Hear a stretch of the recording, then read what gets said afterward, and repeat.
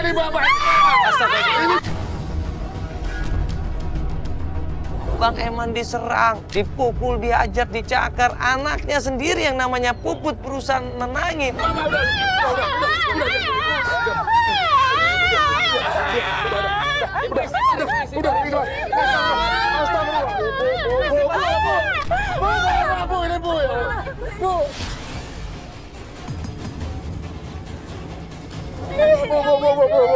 Bu, ini Bapak. Astagfirullah, Bu, istighfar, Bu. Bu, istighfar, Bu.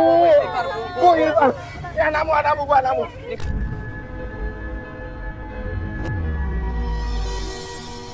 Kayaknya buat rumah sakit deh. Puput, Bu. Ini nggak bisa nih. Iya, bawa ke rumah sakit deh Mas ya. Damir.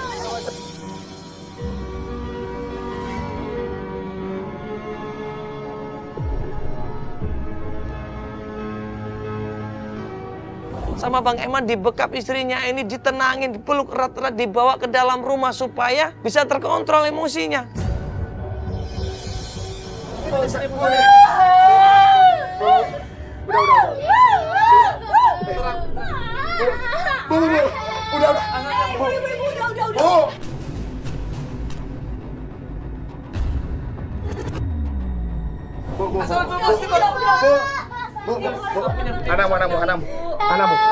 Anakmu, udah diam. Udah duduk. Perempuan ini benar-benar nggak sadar. Perempuan ini benar-benar dalam taraf stres tingkat tinggi. Udah. Mama, Bu, Puput, lihat Bu, kasihan Puput, Bu, kasihan Puput. Ini anakmu, Bu, anakmu. Anakmu, masa kamu lupa sama anakmu sih? Bu. Udah duduk ya. Duduk ya. Mas, Mak, emang kelakuannya begini, Mas, kadang-kadang, Mas. Udah harus diperiksa ini Pak. Kenapa ini takutnya ada sarafnya terganggu nih. Sebenarnya pengen, Mas, mau ngobatin ngontrolin dia, Mas, tapi nggak ada duit, Mas.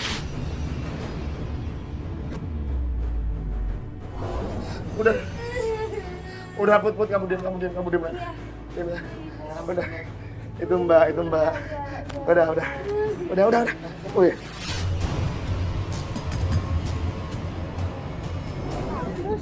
Bagus. Iya, bagus. Bu, bagus. Bagus, udah. Itu Mas Manda itu. Ibu tenang. Tenang ya. Astagfirullah. Mamamu udah dong. Udah. Itu Puput, Bu. Itu Puput, Bu. Udah deh. Begini loh, Mas, kalau pikirannya lagi kalau nggak tahu mikir apa, pasti berontak gini pas di rumah, Mas. Ini kenapa Pak? Awal mulanya kenapa bisa jadi kayak gini? Udah sayang, jangan nangis. Ceritanya kelam, Mas, kalau diceritain, Mas. Dia tuh korban kosaan. Astagfirullahaladzim. Dia sambil nangis, dia cerita dulu waktu dia jadi petinju bayaran. Dan waktu itu ada yang orang suka main judi bertaruh untuk kemenangan dia. Dan dia berharap Bang Eman ini bisa menang lawan petinju itu. Tapi ternyata Bang Eman dipukul KO dan bahkan koma. Aku juga nggak ngerti. Setelah aku kan kolap, aku kayak koma, Mas, aku koma. Terus aku bagi dari koma aku tuh keadaan keluarga aku udah berantakan banget. Istri hilang. Di saat Bang Eman koma ini, orang yang main judi itu nggak terima karena dia kalah besar. Istrinya diculik, akhirnya istrinya dilecehkan. Istrinya trauma sekarang ini, Masya Allah. Dan aku sekarang masih ada satu beban yang bukan di hatiku, Mas. Aku pengen ketemu sama ibuku tapi nggak tahu ibuku di mana. Kenapa seorang ibu yang harusnya sayang sama anaknya, sayang sama cucunya malah pergi begitu saja? Ini pasti ada alasannya. Ya kita cari sama-sama ibunya. Ya sambil nanti jagain istrinya Mas ini. Udah coba pernah ke dokter belum? Itu mas, karena aku nggak ada duit, aku bingung. Berobat kan harus bawa duit mas. Jadi saya tuh udah pengen hijrah banget mas, aku pengen berhenti dari dunia. Tapi kadang aku juga berpikir kalau aku berhenti dari dunia itu aku juga makasih makan mereka itu apa kan juga galau mas. Bingung. Pas Bang Eman ini lagi cerita, tiba-tiba datang segerombolan preman. Badannya gede-gede, tinggi, besar di situ. Masuk ke dalam rumah.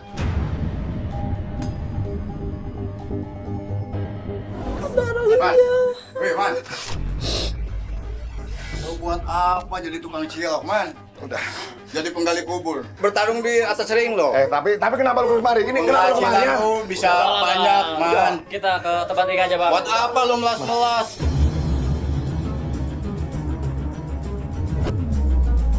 Kembali lagi. Mama. Sabar-sabar. Kenapa ini? Ada apa ini? Mama, diam. Mama, diam. Buat sama mama. Jadi mas, maaf untuk urusan ini. Bisa gabung lagi lo. Bentar, kamu diam. Penghasilan lu lebih banyak. Diam, kasih ngomong gua dulu, diam.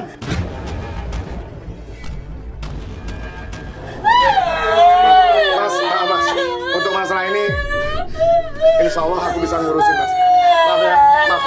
Jangan ganggu. Udah, Anak-anak istrinya loh. udah mas, udah. Gak usah munafik di mana. Udah mas ya, maaf. Lu kembali ya mas. Iya, tim, sopan. Jadi Eman ini dipaksa sama bodyguard itu sama preman-preman untuk jadi petinju bayaran lagi.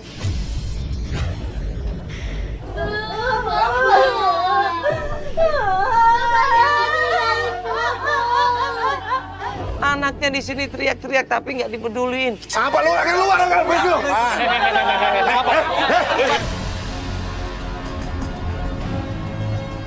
Tim berusaha bantuin, akhirnya ribut di situ. Kamera.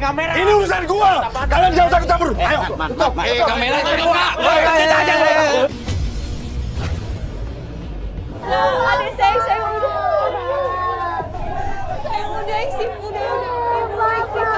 Ibu.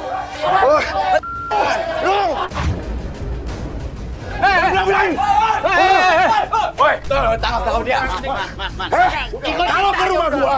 Dan akhirnya Eman di situ dikeroyok sama preman-preman, dibawa sama preman-preman itu pergi dari rumahnya.